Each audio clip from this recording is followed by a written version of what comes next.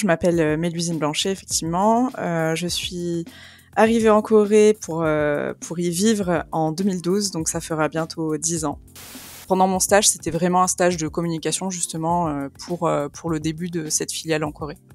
J'ai accouché pendant le Covid de mon fils en août 2020 et en fait ma famille n'a pas pu venir parce qu'à ce moment-là la Corée était complètement fermée, que c'était très difficile émotionnellement puisque professionnellement c'était évidemment le néant.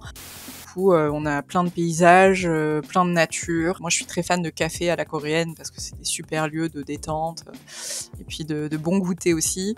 Et là, à Namyangju, c'est vraiment la ville du café et des cafés. Une autre ville qui est très peu connue, que ce soit des Coréens comme des étrangers, et que moi j'adore, c'est la ville de Danyang.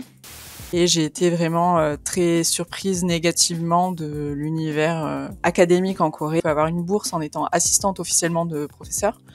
Et en fait, assistante, c'est larbin. Le premier prof dont j'ai été assistante, il m'a laissé corriger les copies et il est parti aux États-Unis voir sa famille le lendemain. Donc, il n'a jamais eu le paquet de copies que moi j'avais corrigé. J'ai dû rentrer les notes sur Internet et c'était plié.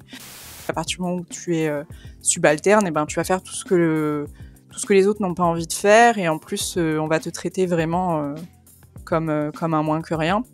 On en a déjà discuté, il m'a dit oui mais aux yeux de la société, si je porte ma mallette, je ne suis pas les directions entre guillemets de mon poste. C'est plus rare du tout de voir des parents offrir comme résultat du bac une chirurgie esthétique à leur enfant.